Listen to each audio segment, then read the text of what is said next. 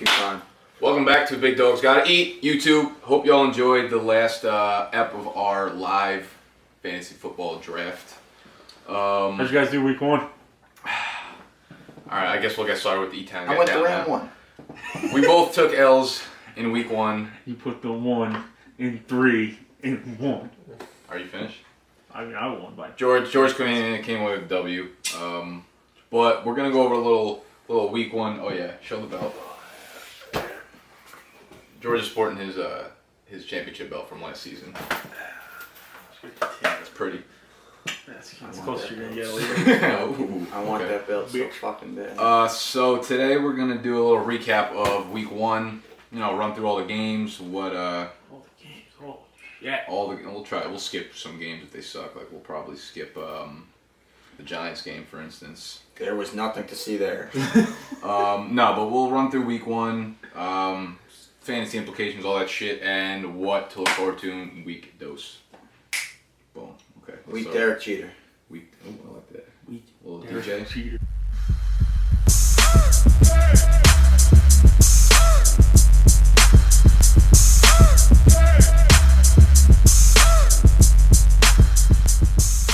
All right, let's start it off with the Thursday night game. We had the Patriots versus Steelers.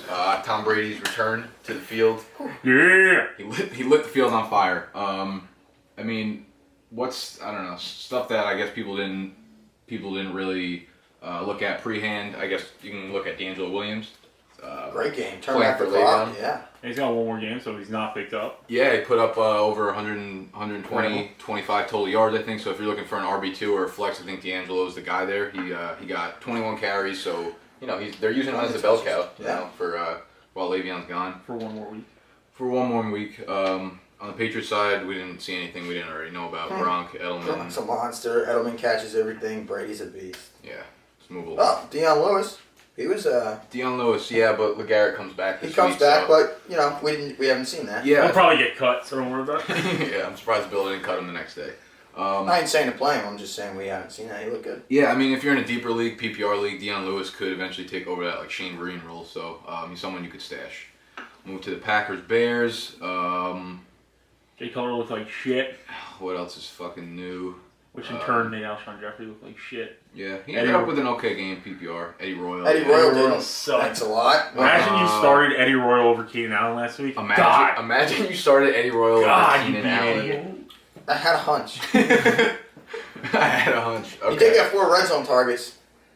It's just Jay Cutler sucked. Eddie Royal did? Yeah. Okay, well that's good news going forward. I Eddie would Royal got definitely 4 red keep. zone targets. I'd keep Royal stashed in any sort of PPR league, if you can, just because Kevin White's obviously out and he'll be the number 2 behind. Actually, Royal also did miss a quarter and a half with injury too, so he wasn't full capacity. yeah, shitty game, but there's stuff that's promising going ahead. Not much else in that game. Chiefs Texans. All right, we saw Alex Smith and Travis Kelce dominate that Texans defense. Ooh. I don't know, like whether I think the Chiefs' offense is really good or the defense of the Houston just not as good as we thought. You know, we watch outside of Watt. You watch like Hard Knocks and you just are kind of attached to them, right? Like as a defensive team, you think they're gonna beast it, but and they got the best defensive player in the world. yeah, so JJ just Watt, assume. Clowney finally suited up. Pass Their defense rush last defense year is too. good. Pass defense stinks. Yeah, the pass defense was bad. You assumed it was going to get better over the season, just given. Their rush D was pretty good. They held Charles to 57 yards. But anybody catching the ball out of the backfield or down the field, a la Travis Kelce. Yeah, I mean the It's a Houston fucking free for all. Yeah, right. Houston, they kept them to 3 yards of carry, so I mean the pass defense is going to probably be a sore spot all year unless they could really get to the quarterback, which besides Watt doesn't look like they're getting too much. No. Alex Smith is definitely Yeah. a backup QB, a streamer if you stream QBs. He's like a matchup based guy though. I wouldn't play him against like a fucking Seattle. Obviously, I think this week they have the Broncos Thursday night. Not a guy to play. Not against that Broncos pass defense. Otherwise, obviously, Kelce looked like we thought he would. Foster, please get back soon. Yeah, right. Alfred Blue sucks. As for Alfred Blue, who's Houston playing this week? Houston play. They play the Panthers. Kuechly might be out. Yeah, Concussion. out. I think he is out. All right, if You check your sources. we'll check our sources real quick and get back to you on that. But Alfred Blue, nothing more than a flex if you really need a guy to play this week. You know, if you have if you're a Le'Veon Bell owner and you really need to stick a third running back in your lineup, Alfred Blue, 4.7 yards a carry against the Chiefs, but the Chiefs actually have had a kind of bad run defense over the last 2 years in terms of yard per carry. Browns-Jets, interesting game. We had our bold prediction that Chris Ivory would go 10 rushing touchdowns. He 8 more already. He got two already. So, I mean, the Browns defense... back-to-back draft picks, baby. The Browns defense is atrocious. Terrible Their run rush defense is horrible. Yeah, but nonetheless, Chris Ivory looked good. That Jets offense put up 31, man. They look pretty good. One thing, though, the Jets play the Colts next week, or this upcoming Sunday. If you have Brandon Marshall, Vontae Davis is going to shadow him this week. Same thing he did with Sammy Watkins, and he completely shut him down. He didn't even have a single catch last week. I look at Marshall as more of a wide receiver 3 or 4 for this week. You know, like I know you have Marshall. I got slotted in my flex this week. He's in your flex, okay. Yeah, he's in a flex in a 0.5 PPR league, but Davis is one of those guys like Sherman. He's a guy that will make you take a fantasy player out of the lineup just because he's shut down. Well, it's because somebody got hurt, so plug him in. Who? Marshall? Yeah. Yeah. Amari Cooper. I might put him back in though. What else? All right. Well, Johnny Manziel's probably going to get that start. I mean, obviously he has that rushing upside, but he looked like shit after that first throw. Yeah. Besides that, I mean, he's not startable in anything fucking deeper than like anything less than 18-team league. So don't even look that way. The rushing situation was ugly there. Not much from Duke Johnson. Didn't even catch a ball. Let's go to the next game. Pretty much the same thing with the Cleveland Browns. They're all terrible. Stay away. Yeah, I wouldn't suggest starting any Cleveland Browns this week. Colts Bills. We saw Buffalo dominate Andrew Luck and the Colts. Wow. Tyrod Taylor, the god. Tyrod Taylor looked fucking good. He was making tough throws all over the field. He was efficient. He didn't pass a lot. I think he threw 19 times or something like that. How many rushing yards did he have? He had 41. He's basically been every game he's like played a substantial amount, including preseason. He's had just around 40 yards a game on the ground. So that's going to give you that extra fantasy value. McCoy got locked up. Where would you look to start Taylor? Like, obviously, you're not going to start him in a 10-team league, but he's a guy you could pick up, right? Yeah, like you said before, he could be a streamer guy. He'd be a streamer. Because he gives you that run option. Yeah, and I mean, if we see this Bills offense really continue playing well. Percy looked good, too. It was an iron. Yeah, definitely a pickup this week, Percy, PPR. I think for LaShawn McCoy owners, I'm definitely a little nervous. He looked like shit. He ran for 41 yards, 17 carries. It's 2.4 yards a carry. Carlos Williams ran for 52 yards. Yeah, Carlos 9 Williams. carries. Yeah, Carlos Williams dominated the ground game for them. 6 carries, 55 yards, and a touchdown. He's the clear handcuff for McCoy owners. So if you have LaShawn McCoy, you drafted him in the 2nd or 3rd round, you need to go pick up Carlos Williams. Because to be honest with you, I think sooner than later he's gonna start eating into that workload of McCoy's. Yeah, he don't look good, McCoy. No, he doesn't. He don't look right. How you feeling about? Oh, I guess there's a lot to talk about on the other side too. Frank Gore, a little nervous about him. God, yeah. Terrible. Yeah, I think age is getting the best. That's a tough matchup, that Bills D, but he just did not. The fact that he was cramping up. Yeah, I think we'll definitely see better days out of Gore. I'm not too worried about Gore, just 'cause, like you said, the Bills matchup there. They are stiff. You know who I am worried about though? Andre fucking Johnson. Yeah. He looked like every bit of 35 years old or however old he is. He had 4 catches on 10 targets for 24 yards. Now T.Y. Hilton's banged up. He's out probably next week. This week, next week, maybe the weeks to come. I think the pickup there is Dante Moncrief. Absolutely. He got 11 targets once T.Y. went down.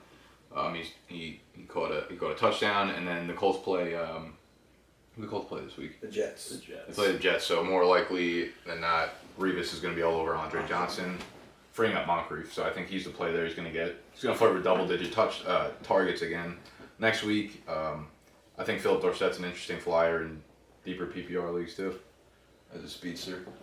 Overall, I mean, if you're a Hilton owner, your guy is Dante Moncrief there. And Luck is fine. Yeah, I wouldn't worry about Luck. He has those dud games every once in a while, especially against his Bills defense. Dolphins, Redskins. I thought Miami was really going to dominate this game on defense. I mean, they ended up only letting up 10 points, but Alfred Morris ran all over them. 25 carries, 121 yards.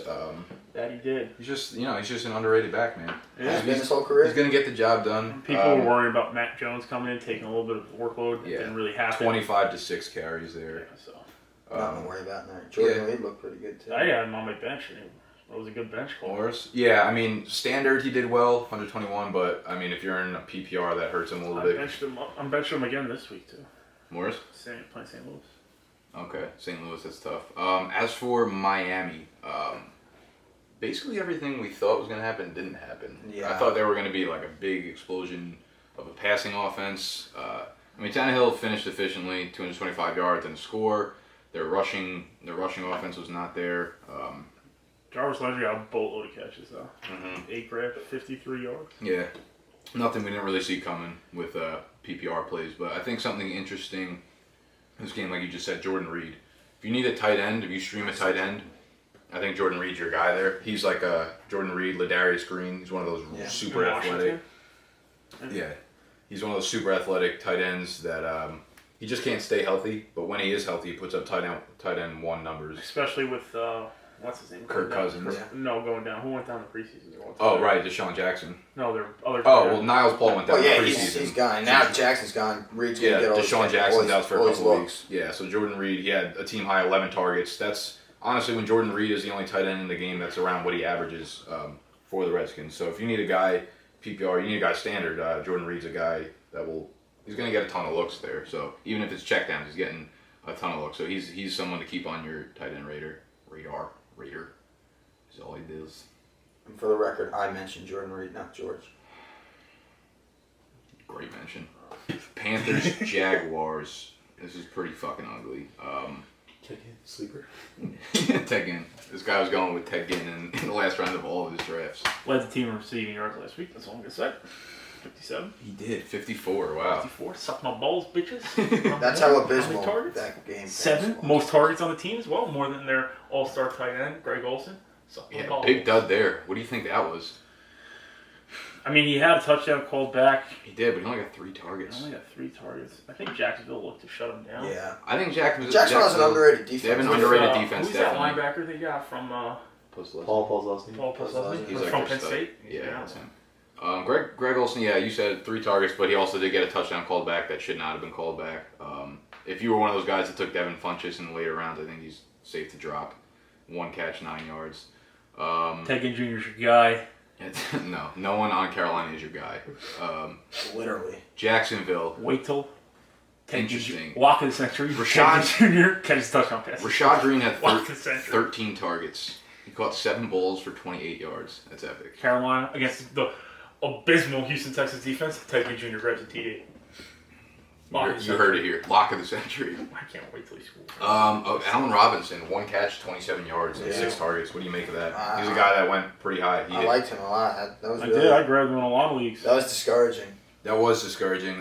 You know what? I feel like anyone worth drafting is not worth dropping within the first couple weeks. Yeah. And I don't think Robinson's even close to that point yet, but that was a little worrisome. Just overall, the Jaguars' offense didn't look good. Bortles looking lost. It's nothing that you didn't know going into the season, though, that the Jaguars' offense was going to kind of cap his ceiling. TJ Yeldon. I think people will more so just like, oh, Blake Bortles is going to improve just because, so that in turn Robinson will be better. But we saw TJ Yeldon out-carry Denard Robinson 12-5, better yards per carry. He looked okay, but again, that offense overall is going to cap his ceiling. So I don't think Yeldon's anything more than a flex play. If that, yeah. I like his name though, TJ Yeldon. It's pretty smooth.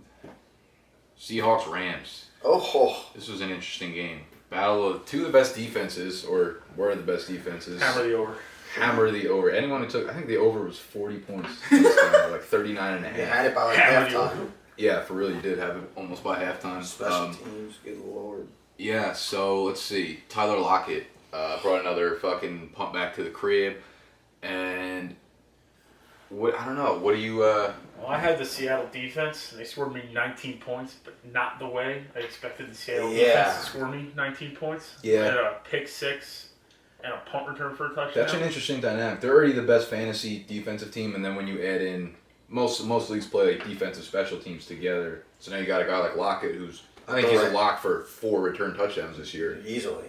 He's already got 1. It's an extra 4 defensive touchdowns, so I mean that gives them more value. Not like you're going to be able to trade for them or anything. Their matchups. They got Green Bay this week. Seattle, Green Bay.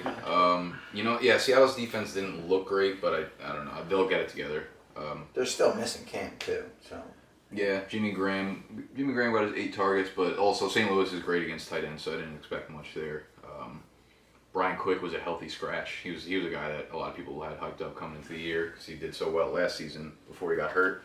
I think any St. Louis receiver is okay to drop off your team if you're trying to pick up someone off the waiver wire. Wait a minute. Rushing. Wilson didn't look too.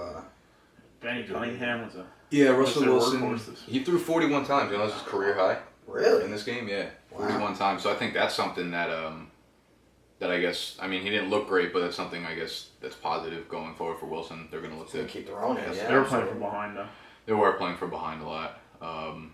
And that's why they didn't run the ball on the 1 yard line in the Super Bowl Yeah. because they couldn't get any yard. Yeah, at the end of the game, you see at the end of the game this week, they Yeah. fucking they went for the run just because Pete Carroll knew if he didn't get it, he'd be fucking shit on it. Nothing else there. I'm not worried about Lynch, obviously, but yeah, Tyler Lockett definitely. I think as the year progresses, I think he's someone who's going to definitely eat into the receiving workload. I think so. That's why I drafted him. Yeah, so he's definitely a guy you could pick up and stash if you're dropping someone like Devin Funches or something, and you're just looking for a better backup, or if your league for some reason plays like return yards. I know some people do that. I don't know why the fuck they do it, but 110 yard take engineer. Some people play fucking completions. So. Arizona and New Orleans. Johnny Brown. Saw Carson Palmer do his thing, 300 yards, 3 touchdowns. So I think he's a QB1 going Absolutely, forward. yeah. I think he's just as solid as it gets there as like a streamer for. It's not even really based on matchup, I guess. But big news here, I guess. Andre Ellington goes down. There's no timetable yet for his return. They're thinking anywhere from like 1 to 3, 4 weeks. Yeah, that's what I read. Probably upwards of probably 4. Yeah, The probably. other guy. Knowing Andre Ellington. Yeah, it's nothing you didn't know. He's an injury risk coming in. Same injury that Rashad Perriman's had that's kept him out since like fucking July. Vietnam. Yeah. So I mean that shit. You don't know how that's gonna go. It's situational, I guess. But I'm thinking the clear play here is Chris Johnson as the lead back. Bruce Arians said he's gonna be the lead dog going forward. So I mean, Bruce Arians usually sticks to his word when he says shit like that. He says he doesn't really trust rookies. He doesn't. Yeah, he doesn't trust throwing rookies right into the mix. But I definitely think David Johnson's workload is going to expand. He's going to play a lot of third down. He looked fast as shit. Too, yeah. He did. He had that cat. He had basically Chris Johnson now touched him 10-1, but that one touch was a 55-yard touchdown catch. He looked fucking good on that. So another guy you could definitely stash, especially in PPR leagues. He's going to play third down a lot, but. Favorable matchup this week too. Yeah, I think it basically if you add Andre Ellington, you're targeting Chris Johnson, and I think he could be using the flex spot definitely. They got Chicago this weekend, so that's Mark Ingram was very interesting in this game. Yeah, Mark Ingram caught almost 50-50 split on rushes with Corey Robinson. Yeah, but then on the flip side, he caught Corey Robinson. Kyrie, yeah, very interesting. Ingram had 17 touches, but 8 of them were receptions. Catches. Yeah, it's not something. Saved me. So, Saved me a couple plays. I mean, I think that's good overall for Ingram, just because he'll be able to catch the ball, and that's a part of the game that I guess they'll utilize him for. But I think as soon as Spiller's I was back, just gonna say, I tell you what, that makes me feel a lot better about CJ Spiller. yeah, because a lot of those, even if it's well, I think Ingram and Robinson combined for 13 receptions. So say Spiller gets 8 of those, he can easily turn that into 80, 90 yards and score. They were playing from behind a lot, so. That was a reason to pass, but I mean that's the Saints offense for you. They carried the ball 20 times compared to what did you Reese throw it 48 fucking times. So Cooks didn't really. all around good game. Yeah, Cooks 4 for 49. He was up against Peterson, so it's a tough matchup. Yeah, he was shadowed by Peterson a little bit. I mean, other than that, not much there. Let's see, nothing. Oh, an interesting flyer too, Brandon Coleman. He got a lot of hype this preseason. People thought he was kind of going to jump Marcus Colson probably for the wide receiver 2 spot. He's a big dude. I think he's like 6'5". We saw him catch a touchdown this week, 41 yards and on 7 targets. So it's good that he's getting involved there. I think as the year goes on, he's going to get more and more involved because they don't really have a tight end to catch balls. Your bold prediction, John Brown, looked pretty good. Scored a touchdown.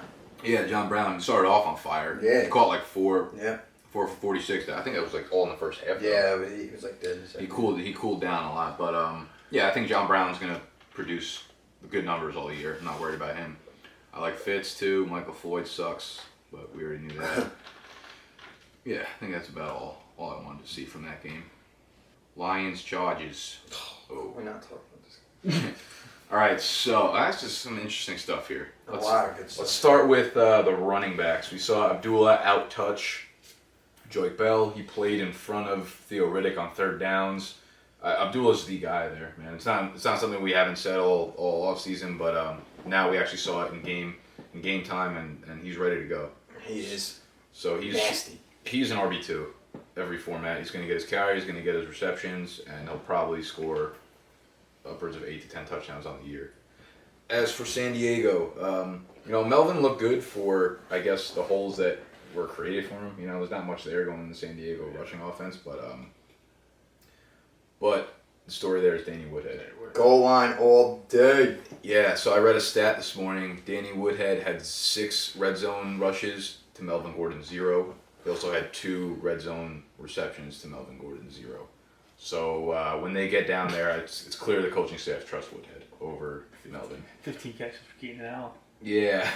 So Keenan Allen clearly is back on the high-end wide receiver 2, low-end wide receiver 1 radar. If you sat Keenan Allen this week for Eddie Royal, at least you have something to look forward to next week. I would have lost anyway, so it's... A couple other interesting ones. Stevie Johnson. He was a big sleeper coming in this year. The Lions, pass defense is fucking god-awful. So I wouldn't expect Philip Rivers to be throwing for 400 yards every game. But Stevie Johnson is definitely someone on the wide receiver 3 radar. Yeah. Definitely a flex player, something like that in PPR format. Caught a touchdown, 80-plus yards. And then Ladarius Green. So we know Antonio Gates obviously is serving his 4-game suspension for PED use. How do you play in the league for 14 years and get caught after that? I think he was just like, fuck it. I play in the league so long, I'm there's so no old. way they test me. And I could use these first 4 games off. Yeah, right. That's probably what it was. He's probably like, fuck it. I don't get caught. It's fucking great. Yeah. I you get should have caught. smoked pot or something. I get 4 games off. If you want a vacation. Yeah, so Ladarius Green is a guy everyone knew about. He's really athletic. He's a really good pass catcher, but he just never really got the opportunity with Gates in front of him. So now that Gates is out, Ladarius Green, I think he caught 5 of 6 targets, 74 yards and a score. I think he's gonna, be around those numbers. I think he's gonna obviously do better with the touchdown scores, but I don't think that's gonna happen every game. But he's gonna be a clear.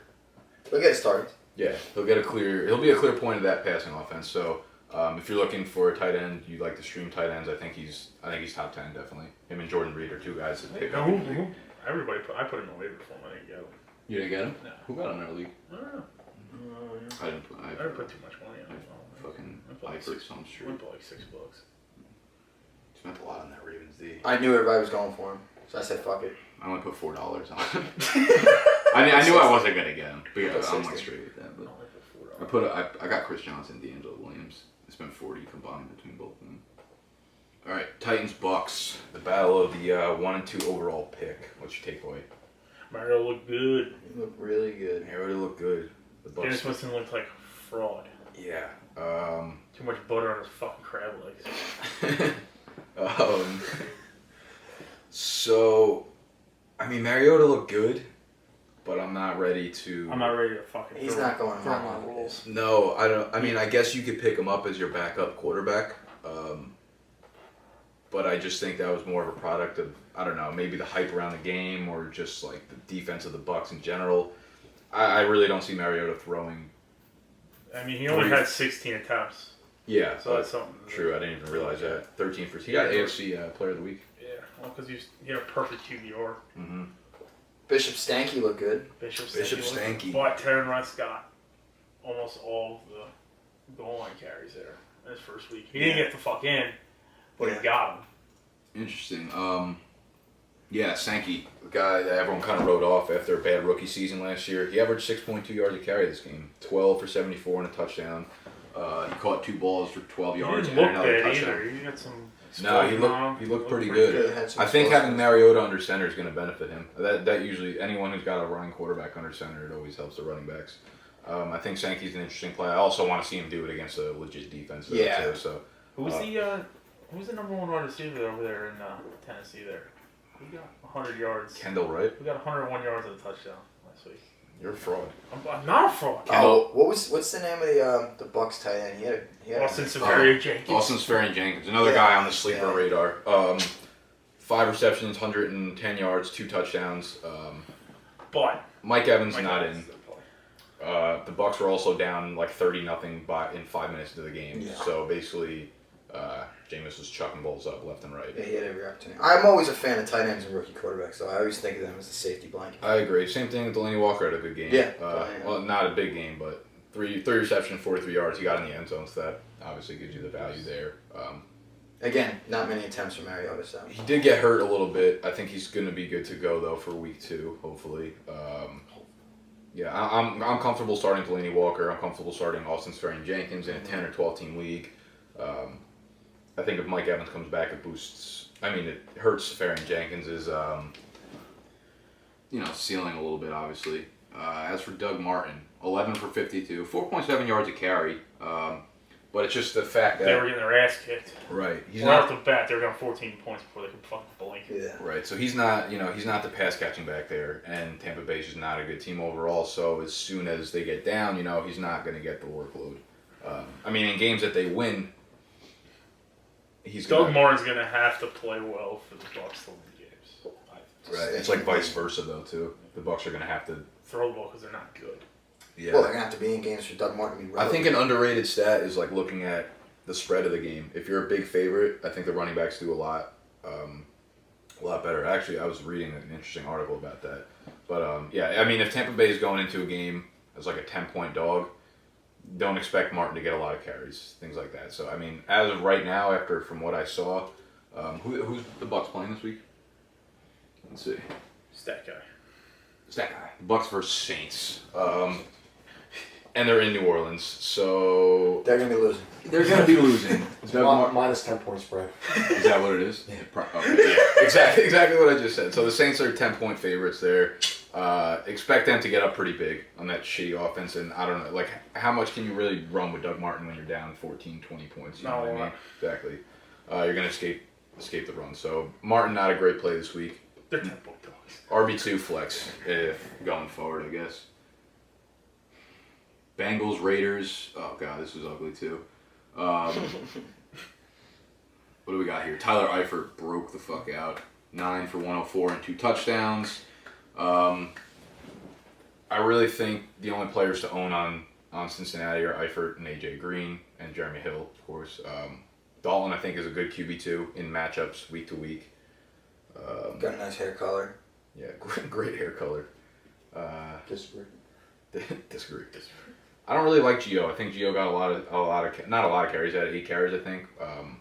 But that was because they were down. I mean, they were up. So yeah, I got him in garbage. He's not. Yeah. So nothing to see there. I'm handcuffed in one league. No, he's a good handcuff for Jeremy Hill, definitely. On the Raiders, ooh. Oh God.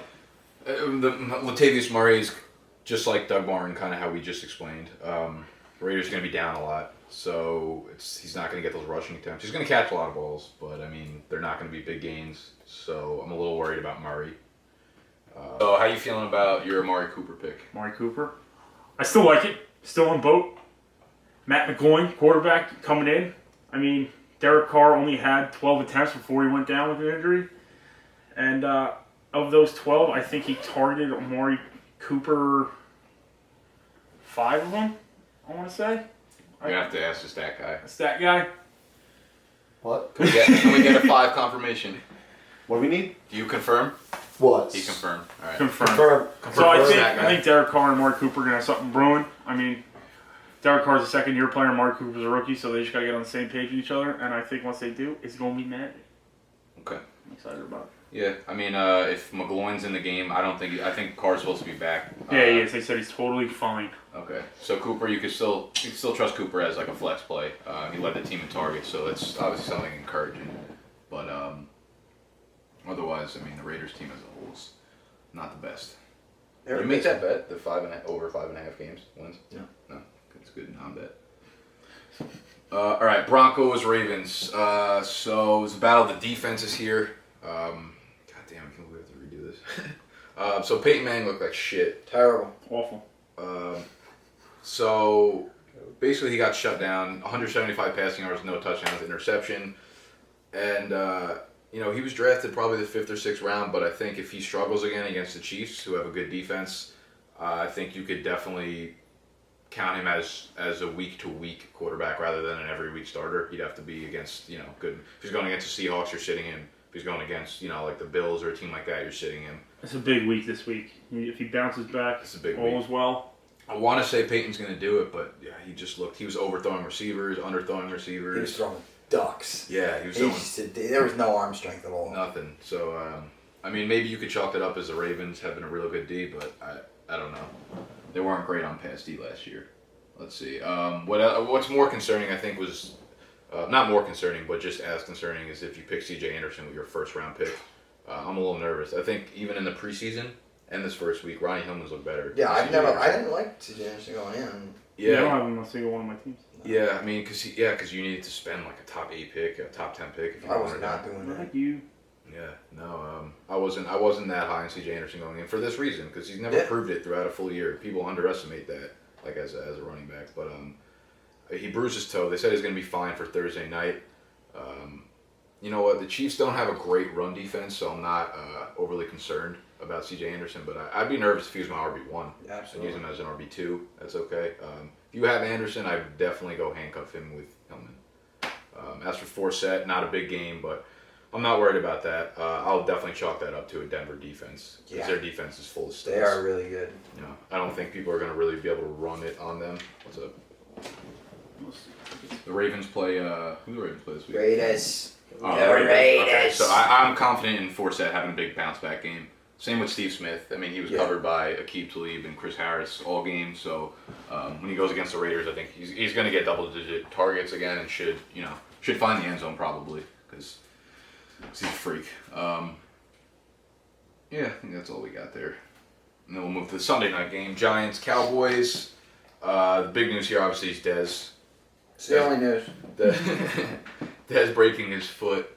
Timeline's still up in the air. I've heard anything from 4 to 8 weeks. Could be longer. 4 to 12 weeks. So we don't know. Well, that's the same injury Kevin Durant had. Different sport, obviously, but same injury. Durant was out for a long ass time. Long time. I highly doubt Dez will be back in 4. Highly doubt he'll even be back in 6. Cowboys picked up Bryce Butler from the Saw Oakland that, Raiders. Bryce Butler. I would probably pick up. I don't know. I'd pick up a lot of players before I'd pick up Bryce Butler. So don't jump on that. To be honest with you, I think the sneaky play here is Cole Beasley. I right? know, yeah. Cole Beasley looked pretty good on Sunday night, and I think Cole Beasley. he's good. He almost got in too. Yeah, he did. He was really close. Terrence Williams is going to be their wide receiver 1, but he's not good enough to put up those kind of big numbers, I think it's a 2A, 2B type deal. Nice. Terrence Williams is going to get targets, but I wouldn't trust him as anything more than my wide receiver 3. He's just a subpar talent. He's not great on the outside. He's not special. Yeah. So I think this boosts Jason Witten a lot, though. Oh, yeah. So for sure. he played well on Sunday night without Dez. No, he always plays good against the Giants. Tony Romo's he's going to check down every pass. That's what he did against the Giants, and he's going to do that going forward without Dez. So Tony takes a huge hit in value. Jason Witten goes up. I think the running backs go up a little bit too. G-Men. Anything to talk about here? No. Really? On to the next one. On to the next one. Who are the Monday night games? Falcons, Philly. Great game. Julio. Oh, Wow, Julio. there. Prediction, obviously preseason, we have Julio as the number 1 fantasy wide receiver. So, that's looking that's sharp. looking pretty fucking good right about now. What else? Matt Ryan, Julio. Oh, Tevin Coleman. Looked good. 20 rushes, 80 yards. Not great, but the Philly front seven's pretty fucking dominant. So, I think the Giants is going to bust loose a little bit. If he can get 20 carries a game, he's going to be an easy RB2, if not more. You pissed? We'll see on Sunday. Yeah, we'll be there. True. Sunday. Yeah, we'll be at the Falcons-Giants game. So We will be filming our tailgate. So yeah. Oh hell yeah. Absolutely. Yeah, we'll film our tailgate. If any of you are there, hit us up. We probably will not answer you, but so Don't come to us with fucking fantasy advice on Sunday. I don't know. It's game day. I don't even know what you just said. Don't come to the tailgate and ask. We'll be in for our L10. fantasy. Yeah, we'll be in L10. What else from this game? Eagles. Darren Sproles looked good. Darren Sproles They looked use good. him in all passing situations. They use him on the 2-minute drills. So I think if you can get a share of that backfield between DeMarco and Darren, that's nice. Marco Murray fucking sucked. Fuck DeMarco.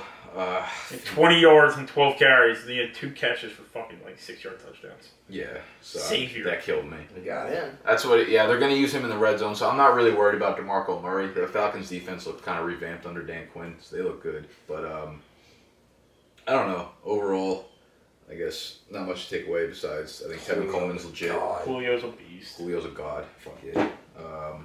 Yeah. I think Sam Bradford's He'll be fine. still good to go too. He lit up the second half. So We come down to don't the drop. last game Don't of the drop week. Bradford. Who is it? Who's the last Monday night game? San Francisco, Minnesota. Interesting. Quite a few things to talk about You here. told me what was it? 20-3 the final score. Yeah. If you told me that before the game, I would almost guaranteed it was going to be Minnesota 20, San Francisco 3. Yeah. A lot of people were down on Hyde. Yeah, if you were going to tell me there was going to be a running back in the game and score 30 fantasy points, it would not be Carlos Hyde. It would have been fucking AP.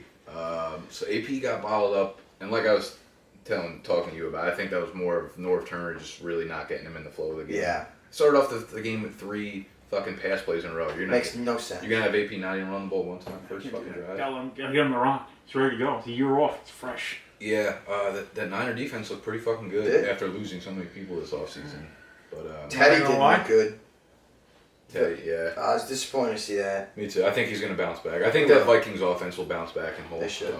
Don't fucking go selling Adrian Peterson for low. Unless I see it this week, then you're gone, AP. I'll beat your child for you. Yeah, so a lot of people are low on Carlos Hyde. He Jesus. busted off like 170 yards, 2 touchdowns. He looked really good, too. Reggie, yeah, he did look fucking good. Reggie Bush is gone. Reggie, he might not be though. He's actually day to day. He Really? didn't like tear anything. He'll probably be out this But week. it's Reggie Bush. Yeah, true. But he's their pass catching back. So I think Carlos Hyde is the bell cow there. I don't know how many games they're gonna have like that. To be honest with you, though. I still think he's a fraud. I think they had the Vegas over under was like 5.5 wins for them too. Yeah, So it's going to be right. yeah. So I don't know how well the 49ers are gonna go moving forward, but Playing a tough division. yeah, exactly. They're playing a tough. Still has to play the Seahawks Very twice, tough. Rams Look twice. at those run defenses. It's incredible, Rams, yeah. fucking Seahawks. Yeah, but I mean, if you want to sell high and Hyde now, you probably could sell the shit out of them. In our league, someone traded Carlos Hyde for an 11th round pick as a keeper. Are you shitting me? Suck, Joe. Even if you could have been so low on Hyde this offseason, you're not Yeah, selling him for an 11th round fucking it pick. makes no sense. Yeah, he was going. Yeah, whatever. That 11th round pick is probably dropped by Joe right now. All right. Honestly, yeah. I wonder who it even was. What else? For all you betting fools. Oh yeah, let's pick some fucking locks. Gotta lock the We're week. gonna fucking lock it up. Century. You're a Got better- my lock of the century here. If you're a better like us, man, you're all over the Lock of the century. Cardinals -2 against Chicago. Lock Cardinals of the century. -2 against Chicago. Lock of the century. George's lock of the century. I'm gonna give you my lock of the century. Bet the house on You it. gotta hammer the under. Sunday, Giants Falcons. I'm hammering the under. The under is 51. Under. And I'm gonna keep. Down under. I'm gonna keep my lock of the century in that same game, and the Falcons +3 is the lock of the century. Oh, he's betting against his own team over here. Falcons money line, lock of the century. Hashtag RJ. No shot. Hashtag RJ. No shot. The New York Giants can beat the Atlanta Falcons. How dare you? Don't be It's gonna be pulling a that fun shit ball over game here. on Sunday. So that's the lock of the centuries. You want to parlay that up? Go for it. It's fucking locked in. Oh Jesus. All right. Watching, guys. That's the I'm lock just this kidding. week. Best of luck in week 2. I hope you all had a great Thank week you so 1. much for watching. Wish these two again. fuckers better look too. I gotta go football. Woof woof. He's a coach, so he's got to go football. He What's the line on coaches the the work. Cavos? Lock of the century. JV Cavos are going to lose this week. What? Lock of the century. With your George, if boy you're- Ryan Shaw, the if you're- god, if he can fucking If you're a beast, hydrate before the game. George, if you're a beast, you throw one of those games. Yeah. So you don't have to buy Oh, White White Castle. Dude, they're like all about it. They're like,